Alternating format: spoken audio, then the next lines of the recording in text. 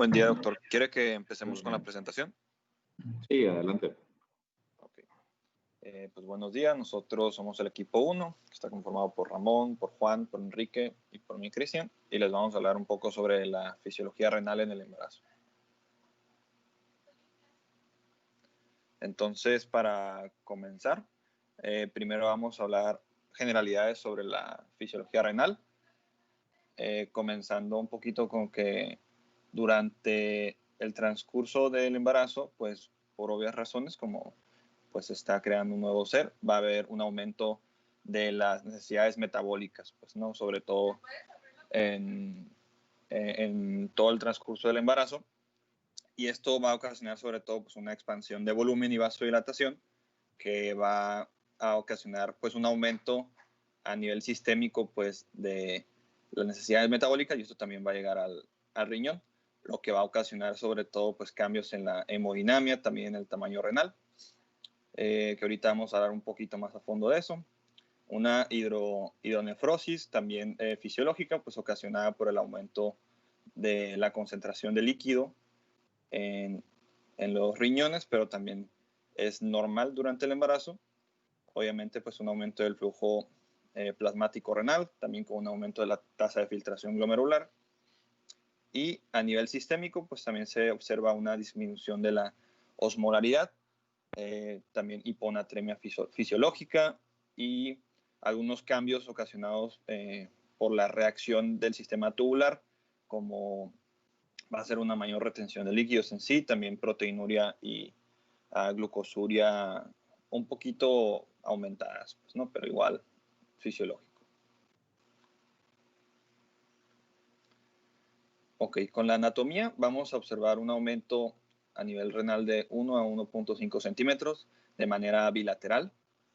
Esto también se ve con un aumento de la dilatación de la pelvis renal, ocasionado pues por un aumento secundario igual del volumen vascular, ¿no? Y el volumen renal pues va a aumentar hasta un 30%. En sí pues este aumento del volumen vascular a nivel renal se basa en que como hay un aumento en la circulación sistémica, también conforme se va comprimiendo un poco los ureteros en sí por el mismo desarrollo del bebé y también por el aumento de la circulación, va a ocasionar pues que hay un aumento en el líquido a nivel renal y por ende también la dilatación de las pelvisillas. No tanto el aumento del tamaño del riñón ocurre por un aumento del tamaño de la nefrona, sino por la dilatación que ocurre en los vasos, pues, ¿no? Eso es lo importante. Y también como va a haber un aumento en la cantidad de orina en sí en el líquido en estas secciones, pues también hay una predisposición aumentada que exista una pielonefritis con bacteriuria sintomática, pues ocasionado por la concentración de orina, ¿no? Y generalidades sobre los cambios hemodinámicos. Hay unos que serán sistémicos y unos que son los que nos interesan ahorita, pues que son los renales, aunque también influyen mucho los sistémicos. Es que el aumento en el volumen pues ocurre hasta la semana 32-34, o sea, en diferentes momentos del embarazo aumenta en diferentes concentraciones la cantidad del volumen plasmático, hasta 1.25 litros es lo que puede aumentar o es lo usual que aumente, y también esto es secundario o provoca más que nada pues una anemia fisiológica porque aumenta pues el volumen vascular y hay una mayor dilución, aunque haya un aumento en la concentración de eritrocitos, igual por las necesidades metabólicas. Y esto también es lo que ocurre durante el embarazo, es que hay un aumento en el gasto cardíaco de un 40 al 50%, pero con una disminución de la presión arterial sistémica. Esto ocasionado, pues, como está ocurriendo una vasodilatación, pues va relacionado con ello, pues, ¿no? Y también esto afecta a nivel renal porque existe un aumento en la complianza en sí general, pues que es la capacidad de distenderse en sí del vaso, de poder adaptarse, y esto pues ocurre en todos los vasos del cuerpo y también ocurre lo mismo a nivel renal. Y a diferencia de lo que podíamos pensar, aunque aumente la perfusión renal y por ende también la fracción de filtrado glomerular, no va a ocurrir un aumento de la presión a nivel renal, porque la vasodilatación es igual en la sección prerrenal como en la postrenal, ¿no? Pero sí va a ocurrir un aumento en sí de la tasa de filtración, que se hablará un poquito de ello más adelante, pero es aproximadamente como un 50%. Y también se va a observar una disminución de la concentración de creatinina sérica, que esto es importante. Los valores normales pueden ir de 0.6 a 1. Gramos en sí. Y pues hay una disminución de los valores normales de 0.4 a 0.8.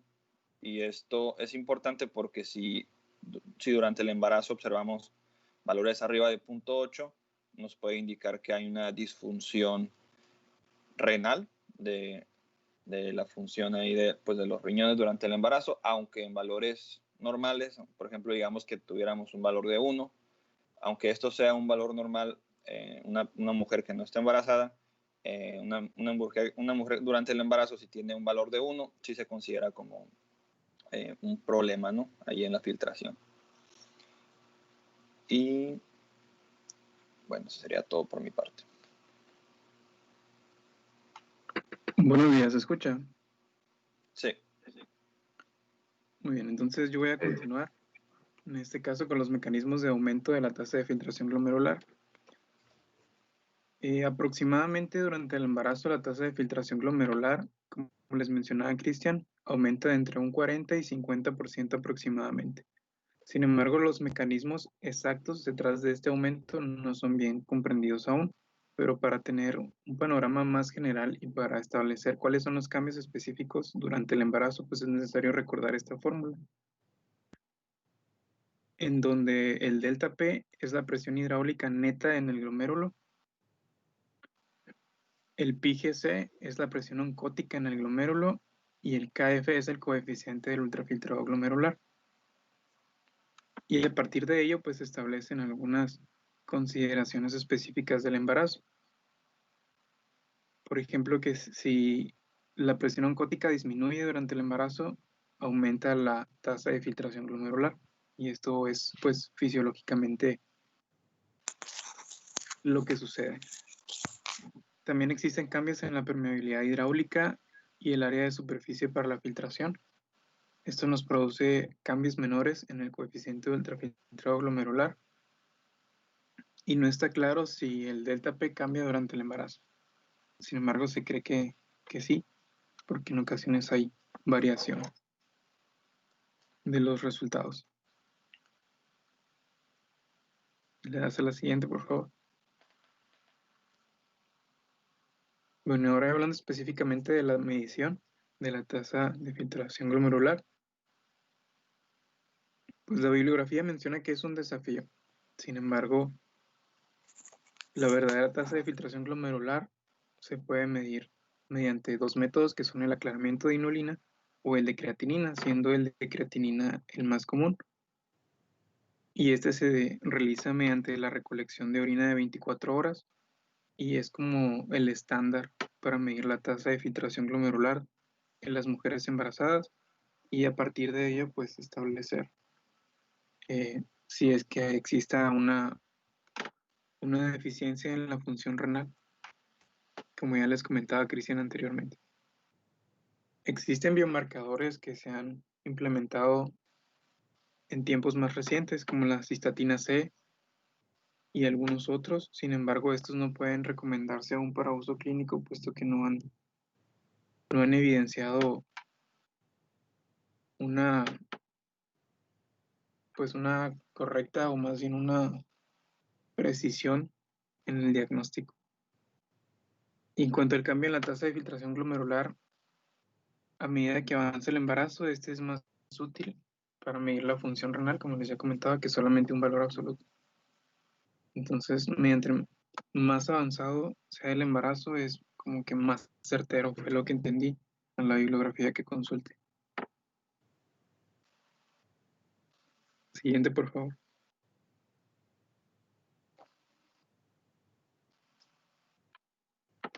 Y bueno, ahora Hablando del sistema renina-angiotensina-aldosterona, pues este juega un papel fundamental, puesto que ya comentábamos que en el embarazo existe una vasodilatación y un aumento de la resistencia vascular sistémica. Esto aumenta el sistema renina-angiotensina, activa el sistema renina-angiotensina-aldosterona, y con ello podemos decir que el volumen plasmático es dependiente de la aldosterona o de este, que funciona como método de compensación para mantener un flujo sanguíneo uteroplacentario adecuado, principalmente, y donde curiosamente la presión arterial materna no aumenta, y esto se cree que es debido a una menor capacidad de respuesta al efecto hipertensor de la angiotensina 2 a través de la disminución de la sensibilidad del músculo liso arterial.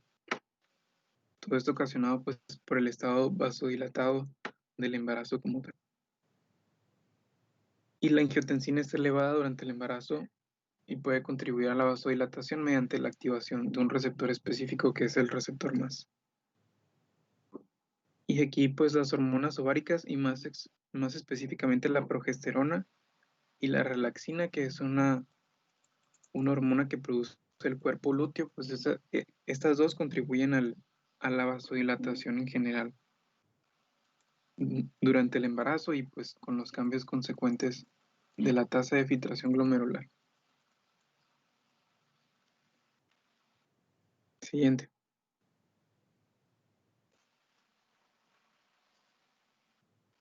Ok, pues bueno, vamos a continuar con los cambios en el embarazo cuanto a la función de los túbulos renales.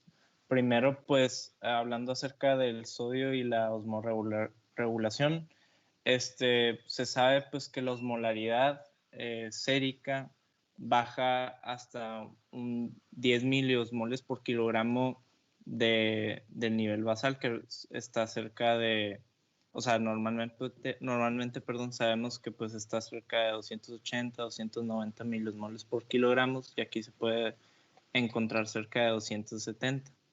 También, como ya mencionaban ahorita, pues por toda la hiperactivación del sistema renina-angiotensina-aldosterona, se llega a ver una reducción del sodio sérico cerca de 4 a 5 mil equivalentes por litro, que en realidad pues no lo bajaría hasta ser considerado una hiponatremia, ¿no? O sea, quedaría todavía dentro de los límites normales, pero sí se sabe que baja, ¿no? Esto sobre todo se atribuye a un aumento en la progesterona pues durante el periodo de embarazo y también por el aumento de la tasa de filtrado glomerular, ¿no?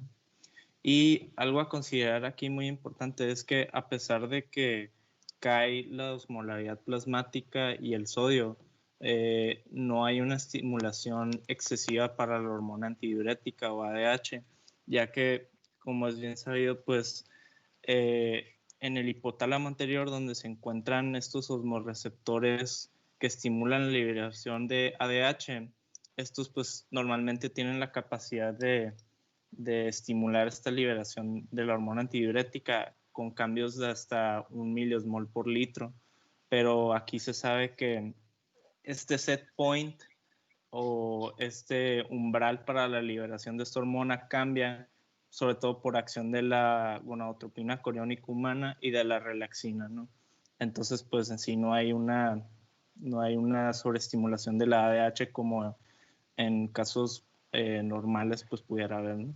Por la disminución de la osmolaridad. Siguiente, por favor. Bueno, del potasio, suele bajar al límite inferior de lo normal, a pesar de que hay una sobreestimulación del sistema renina-angiotensina-aldosterona con los efectos de la aldosterona que sabemos, pues se encarga también de, aparte de reabsorber el sodio y con ello agua, aparte de sacar el potasio, pues no hay una caída excesiva también de los niveles de potasio séricos. Sobre todo esto se atribuye al mismo aumento de la progesterona que tiene cierto efecto mineralocorticoide, ¿no? Y también se sabe que hay un aumento en la excreción de del calcio, el magnesio y otras sustancias como el citrato, ciertas glucoproteínas ácidas e inclusive nefrocalcina. Y esto previene inclusive la formación de cálculos de oxalato de calcio, ¿no? en el aparato urinario en general. También, pues, mencionaba el libro inclusive que hay un aumento de la actividad de la vitamina D y por eso se pudiera ver mayor absorción o mayor metabolismo en sí del calcio, pero como les digo, por el aumento en la excreción de este mismo, no se predispone a la formación de cálculos renales, ¿no? Y este esquemita que les pongo aquí en la imagen de la derecha, pues es en resumen más o menos todos los cambios que podemos ver, sobre todo donde hice lo de la función tubular que les decía, ¿no? Entonces, pues sirve muy bien para resumir. ¿Le puedo dar a la siguiente, por favor?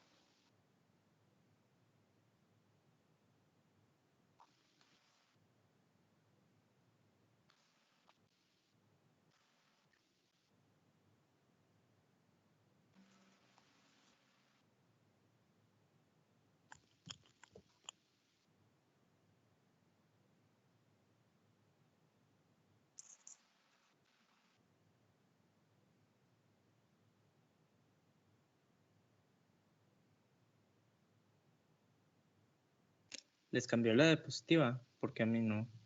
A ver. ¿Ahora? Esa. Gracias. Ok. Sí. Bueno, esta tabla que les pongo, pues también ayuda a resumir lo que hemos estado diciendo acerca de los cambios entre el embarazo y el estado pues normal. Vemos en lo que mencionamos de la función tubular, como les decía, el sodio sérico sí cae cerca de 4 o 5 miliequivalentes. En este caso salen pues en milimoles, ¿no? Pero vemos que no baja a un límite, de los límites normales, perdón. Entonces no es así como que debería de causar normalmente una hiponatremia pues severa, ¿no? También vemos que el bicarbonato puede cambiar en cierta forma un poco los niveles, pero igual no suele cambiar de manera severa, pues. Entonces, también esta tabla ayuda a resumir muy bien los diferentes cambios, ¿no? Y de los que nos van a hablar ahorita también. ¿Me puedes dar a la siguiente, por favor?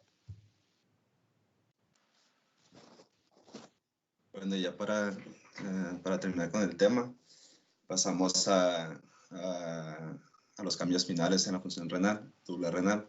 Como se mencionaba anteriormente en la tablita también, vemos primero pues, los niveles de ácido úrico van a descender de un valor normal en una paciente que no está embarazada, que es de 4 miligramos sobre decilitro, va a descender a valores de 2 a 3 miligramos sobre decilitro de ácido úrico sérico.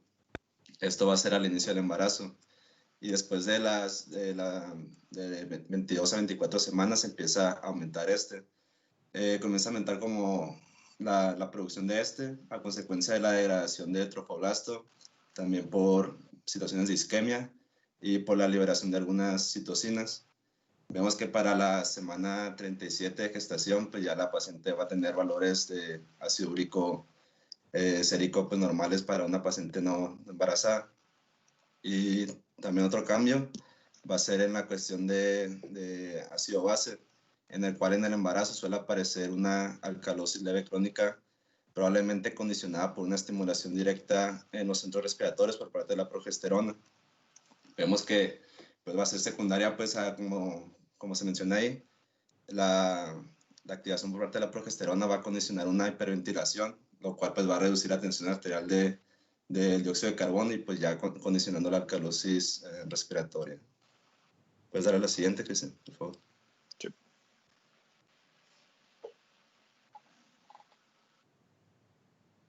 ¿Se cambió? Sí, ya. Bueno, ya para terminar, los niveles de excreción de proteínas en orina también se van a ver aumentados, lo cual se va a explicar pues posteriormente en el tema de complicaciones del embarazo. Y pues también se va a observar una glucosuria, la cual pues en el embarazo secundario un aumento de la filtración de glucosa, junto en relación con una disminución en la reabsorción tubular, que se cree que la reabsorción tubular, va a ser secundaria al aumento del volumen plasmático.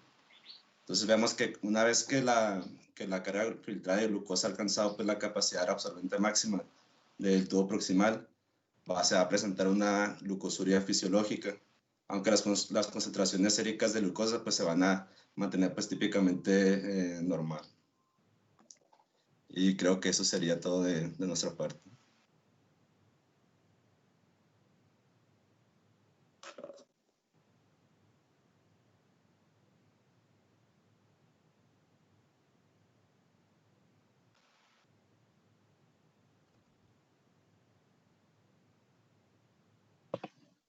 Listo, ¿ya todo? Sí. Sí, doctor. Ok.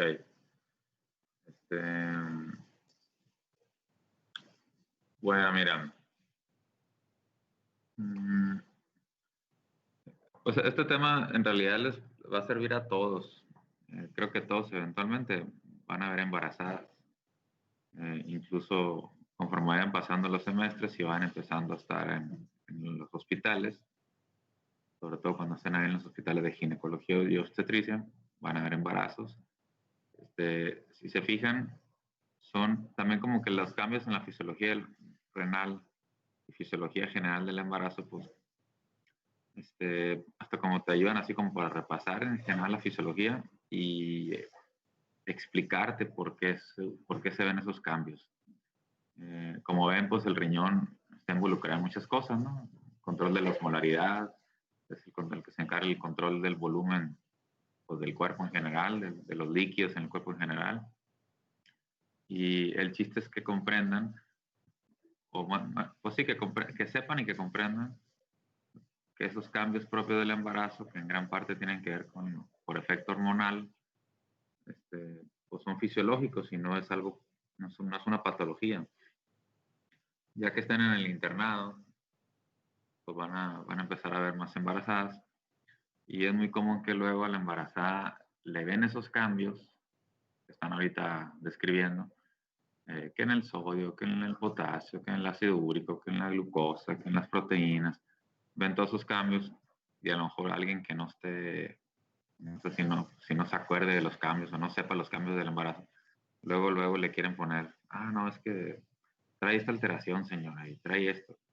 Entonces, o sea, es importante que conozcan esos cambios para que sepan qué es lo esperado. ¿Ok? Entonces, y obviamente durante el embarazo, pues hay ciertas ya patologías y que va a ser el siguiente tema, y ahí van a ver en qué punto ya no es normal o ya no es lo esperado. Bueno, el siguiente tema van a tocar todas esas patologías.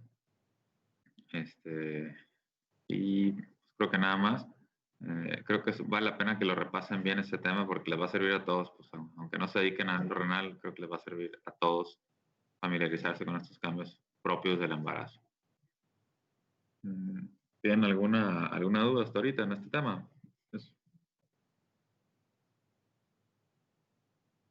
No. No. Muy bien. ¿Ustedes van a dar el tema de mañana también o lo va a dar otro equipo? No, lo vamos a dar nosotros, el equipo 2. Bien. Ok. Bueno, usted dice que si lo tienen listo podemos empezar ahorita, pero si quieren, porque es un poquito más largo, ¿verdad? Sí, son como 40 diapos en total, más o menos. Bueno, así que lo vemos. ¿Quieren empezar ahorita o mañana? No sé si ya estén listos ustedes. Pues como usted quiera, doctor. Podríamos empezar, son las 8:35. Sí. Vale. Sí, ahí lo subo. Órale.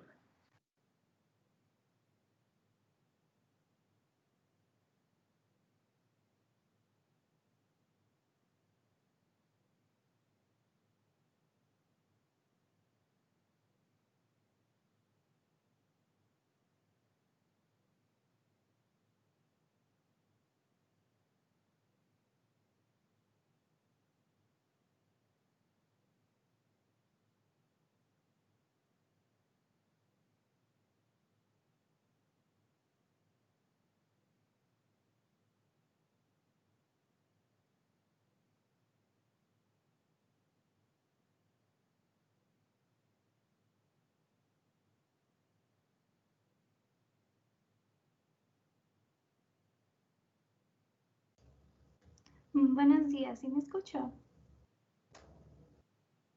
Sí, sí. Bueno, nosotros somos el equipo número 2 y les vamos a hablar de las complicaciones renales en el embarazo.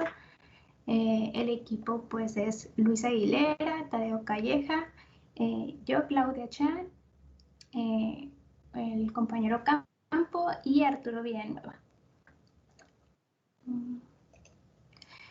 Bueno, les vamos a hablar, los temas que vamos a abarcar va a ser uroanálisis, infección del tracto urinario, cálculos renales, hipertensión arterial, preeclampsia, eclampsia y microangiopatía y la lesión renal aguda. Bueno, empezando con el tema de análisis de orina y microscopía, vamos a tener que la mayoría de las mujeres jóvenes se van a someter por primera vez a un análisis y a una microscopía durante el embarazo, y esta puede detectar hematuria, proteinuria y piuria, ya sea relacionada o que coincida con el embarazo.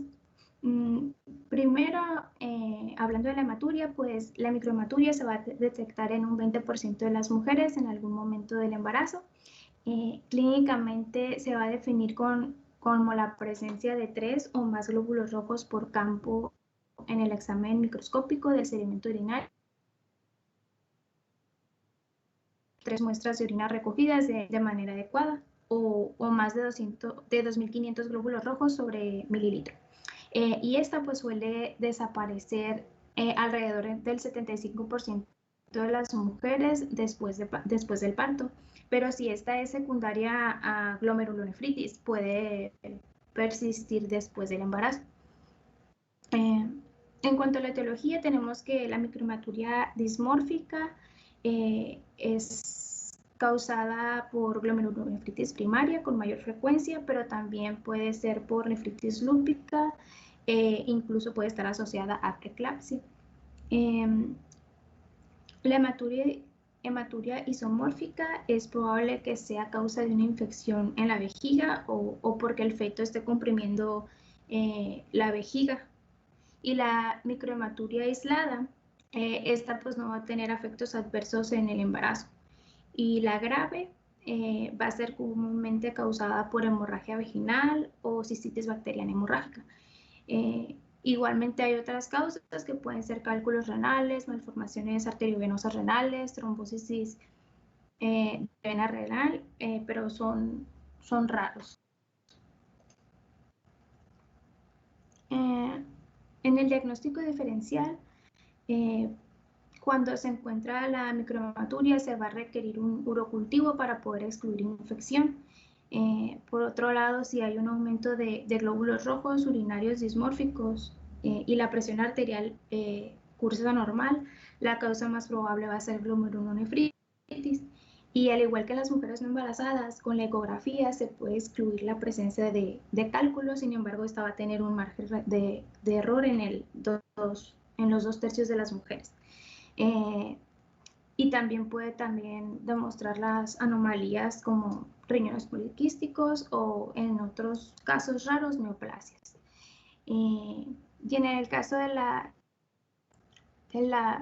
microhematuria dismórfica, pues no se va a recomendar la citoscopía durante el embarazo, y en el tratamiento no va a haber uno específico para la glomerulonefritis, y siempre y cuando la función renal sea pues normal y haya ausencia de síndrome nefrótico y lupus.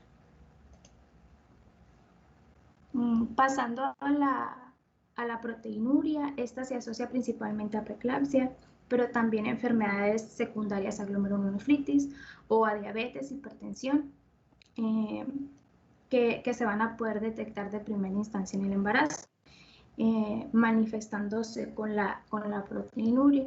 También puede presentarse proteinuria gestacional, que es aislada, sin características de preeclampsia y no va a tener efectos adversos ni en el feto ni en la madre. Y en cuanto a la definición, pues es un aumento de excreción de proteínas en orina que puede continuar en el periodo de posparto y puede tardar en resolverse en hasta 5 o 6 meses. Tenemos que la excreción anormal de proteína en orina se va a definir como mayor a 150 miligramos al día en mujeres no embarazadas, y en el embarazo la proteína total va a ser mayor a 300 miligramos al día. Se va a detectar con frecuencia mediante análisis con orina con varilla de medición o las tiras reactivas, que es un método poco fiable porque puede presentar falsos positivos y falsos negativos.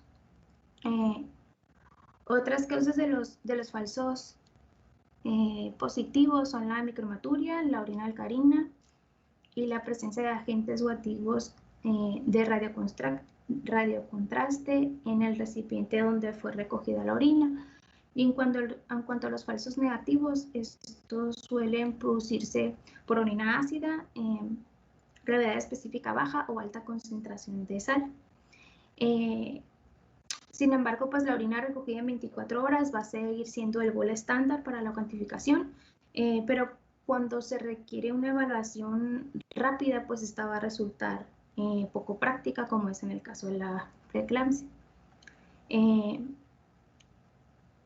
Una alternativa fiable va a ser la relación entre la proteína de la orina y la creatinina, donde una relación superior a los 30 miligramos de proteína sobre milimol de creatinina se va a correlacionar de forma razonable de orina superior a los 300 miligramos.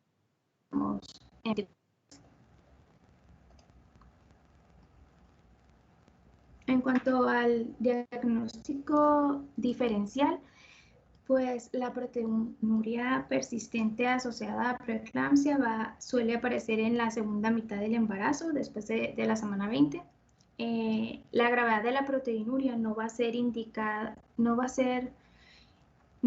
la gravedad de la preeclampsia, por lo que este parámetro no se debe utilizar para orientar un tratamiento.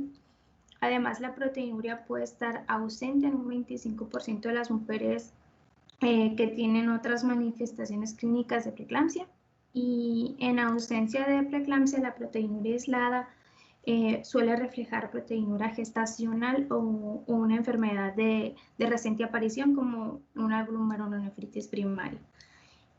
También la proteinuria puede aparecer porque el embarazo desenmascaró la enfermedad renal, ya sea secundaria a diabetes, lupus sistémico o hipertensión crónica.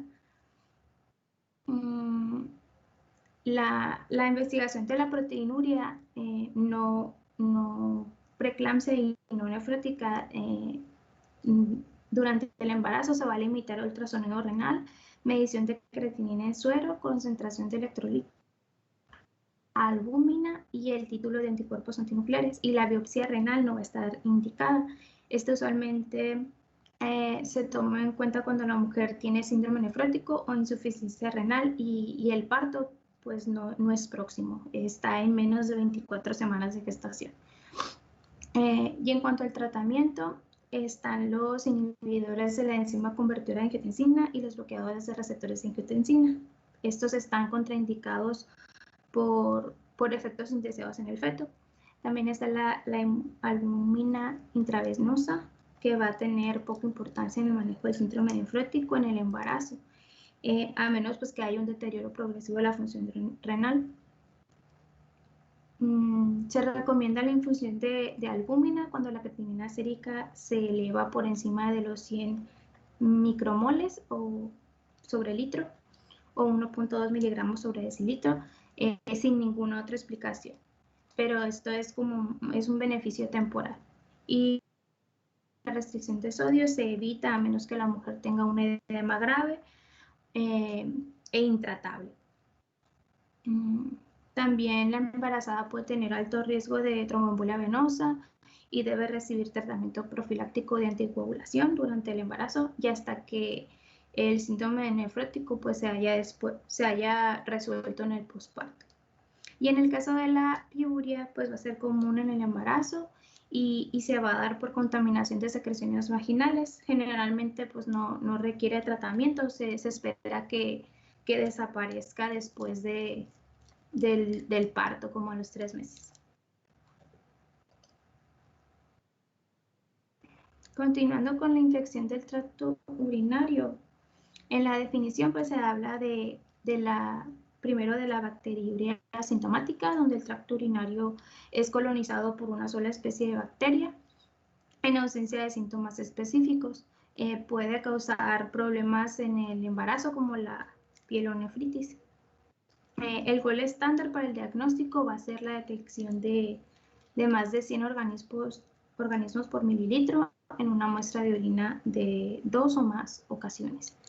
Y la bacteriuria suele detectarse mediante un único cultivo bacteriano de rutina al principio del embarazo. También en el 1 o 2% de los embarazos se puede complicar con cistitis bacteriana aguda que va a acompañarse de disuria.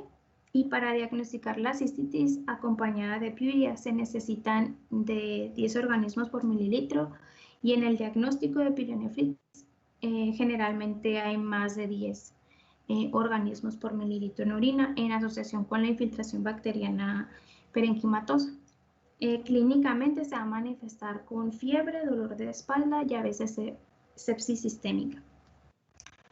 En cuanto a la epidemiología, la bacteriuria asintomática afecta entre el 2 y 10% de las mujeres embarazadas. La prevalencia será mayor en mujeres. Mayor en mujeres de niveles socioeconómicos bajos, aumentando con la edad, paridad y las infecciones del tracto genital coexistentes, y también el rasgo drepanocítico. Y la incidencia de pielonefritis va a ser aproximadamente del 1%, sin embargo puede ocurrir hasta en un 30% con las mujeres que presentan bacteriuria asintomática. El tratamiento pues puede bajar bastante la incidencia, hasta un 80%. Y pues se debe de evitar catéteres uretrales porque estos suelen elevar la incidencia de la infección urinaria. Claudia. Mande.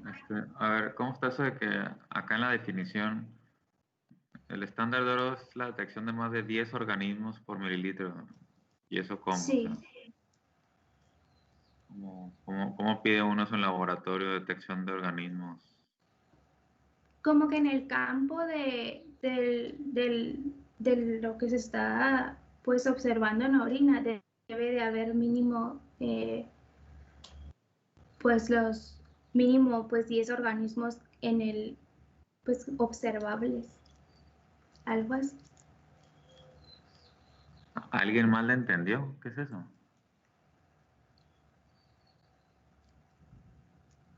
O sea, ¿habla ahí de examen general de orina o de urocultivo? Porque Del examen de orina.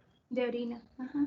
¿Y tú recuerdas cuando vimos la clase de examen general de orina que había alguna parte donde decía que se reportan los organismos por mililitro? No recuerdo. Yo nunca lo he visto, ¿eh? O sea, no. ¿Esto de dónde sacaste eso? Del libro que usted nos dio. El Comprehensive. Uh-huh. A lo mejor ahí la traducción fue algo medio raro. A lo mejor lo entendí mal. Sí. O sea, es el examen general de orina. En sí los criterios de infección son iguales que como cualquier otra infección, pues la leucocituria y las bacterias, ¿no? en el sedimento. O levaduras también pueden ser, pues, pero más bien yo creo, no sé si se refiere ahí a los leucos, o sea, los leucocitos por campo, o en el caso que son urocultivo, pues más de 100.000 unidades formadoras de colonia. ¿Ok? Que es cuando consideramos positivo un cultivo de orina. Entonces ahí para que no se queden ahí con eso raro de que 10 organismos por mililitro, pues quién sabe qué. Yo creo que algo ahí algo tiene que ver con la traducción. A lo mejor se refería al cultivo, pero no sé qué, ahí te confundiste con la traducción. Ok. Y acá en la epidemiología, sí es muy importante la bacteriuria asintomática, ¿no? Ahí lo pusiste Viste la abreviación, ¿verdad? La ASB. Sí. Bueno, ahí es una abreviación en inglés, ¿no? La bacteriuria asintomática sí es importante en la embarazada, a diferencia de la no embarazada. Esa pues sí se debe de tratar, ¿ok? Porque pues, como la mujer embarazada tiene más riesgo de que progrese una infección y con eso una pielonefritis, sí se debe de dar antibiótico en un paciente con bacteriuria asintomática. Muchas de estas cosas son importantes, de ahí la importancia del control prenatal. ¿Ok? Ustedes van a ver ahí más adelante las embarazadas. Siempre cualquier embarazada, primera pregunta es casi, ¿está llevando control prenatal, no? Y por eso les piden examen general de orina, aunque no tengan síntomas urinarios.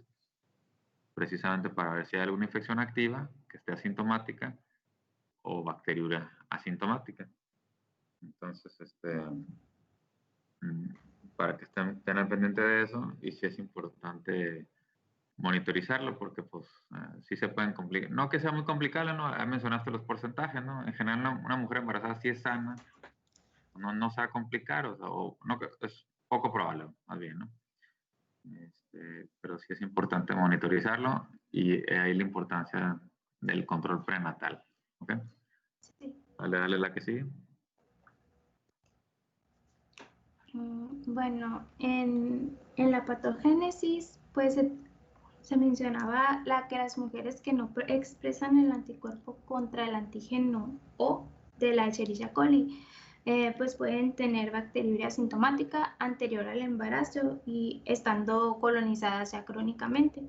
Y el embarazo se toma como un periodo de éstasis del tracto urinario donde los cálices, la pelvis y los uréteres pues se van a dilatar y van a contribuir a una pielonefritis aguda ascendente, siendo el mecanismo más común de infección pues a través de la uretra. Allí en la tabla se muestran los organismos más comunes de infección en el embarazo, pues que es la Escherichia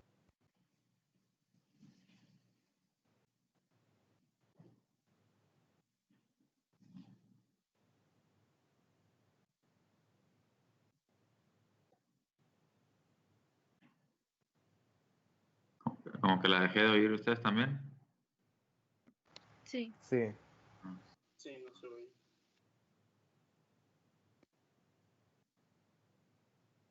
Claudia. Mira, ahí en aprovechando que no se escucha la Claudia, en la patogénesis, ahí está la talita, ¿no? E. coli, pues es la bacteria más frecuente en general, siempre en las infecciones urinarias, ¿no? Pero, pues a lo mejor es importante eso, o sea, que a lo mejor la paciente ya está colonizada, su tracto urinario está colonizado, entonces, caso, ahorita suele haber suele haber cierto grado de hidronefrosis. Entonces, todo eso puede ser tanto como parte Ay, perdón. Se me fue el internet. Ah, órale. Disculpa. No, está bien, mira, voy a mencionar nomás algo de esa diapositiva y luego ya le seguimos mañana, por la hora. Ok. Ya ven que en el embarazo pues, están diciendo que hay cierta ectasia. La ectasia puede ser ectasia renal. ¿Sí entienden el término ectasia? ¿Sí? No, Bueno, yo no. o sea, ectasia es flujo lento o estancamiento, tal vez, ¿no? ¿Ok? Entonces, puede ser al principio del embarazo, pues no es como que el útero está muy grande todavía, ¿no? Entonces, es más bien a lo mejor por efecto hormonal, pero después conforme conforme avanza el embarazo, pues ya el útero ya está empujando a la uretra, ya empieza a desplazar a lo mejor un poco el uretero. Hablaban hace rato de una compresión de los ureteros. Ahí faltó aclarar compresión extrínseca, ¿ok?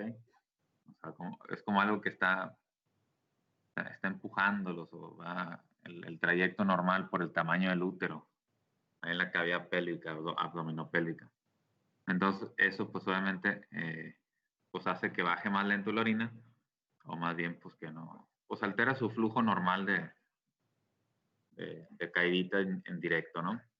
Entonces, por eso en el embarazo, ahí se habla de una estasis del tracto urinario. A eso se refiere como que esa lentitud de los flujos, pues. Entonces, si está colonizado, pues haz de cuenta que le dura más tiempo esa orina con bacterias, y pues si tú le das tiempo, pues llega un punto en que invaden la pared del tracto urinario y es cuando viene la infección. Entonces, son factores pues que van haciendo que se dé la fórmula para que se infecte, ¿no? O sea, una infección activa. Si quieres, síguele nomás con esta tablita, Claudio.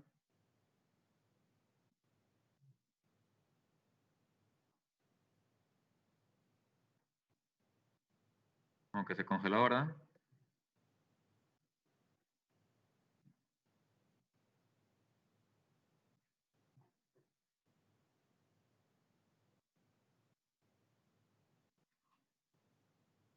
¿Qué onda? Se congeló la Claudia otra vez, yo creo, ¿verdad? Parece que sí. Ay, perdón. Ay, una disculpa. Bueno, ¿en qué me quedé? Ah, ya. Pues en la tablita se muestran los organismos más comunes de la infección, que son la Escherichia coli, el Proteus, las enterococos, estafilococos y las pseudomonas. Y ya en cuanto a las manifestaciones clínicas de la hepatitis, pues se presenta entre la semana 20 y la 28 de gestación. El embarazo se puede manifestar como dolor abdominal agudo. Es más común en mujeres embarazadas con anormalidades urológicas o diabetes, y va a afectar más frecuente el riñón derecho, porque pues posiblemente ese uréter esté más dilatado. El diagnóstico se hace en base a clínica generalmente, y el diagnóstico definitivo requiere urocultivo positivo, y el tratamiento pues no es conveniente que se retrase. La E. coli va a ser el organismo pues infeccioso más común, y la bacteremia es una complicación común y generalmente transitoria de la pielonefritis, y la pielonefrosis y el absceso perinéfrico son complicaciones poco frecuentes, pero se van a sospechar de ellos cuando el tratamiento pues no funcione. Y en cuanto a la bacteriuria sintomática, pues su tratamiento reduce la incidencia de pielonefritis, y pues se puede presentar parto prematuro y bajo peso al nacer. Ok. Bueno, si quieren, ahí le paramos. Continuamos mañana, ¿ok? Está bien, doctor, gracias. Órale. Nos vemos mañana, bye. Gracias, hasta mañana. Bye. Bye, bye.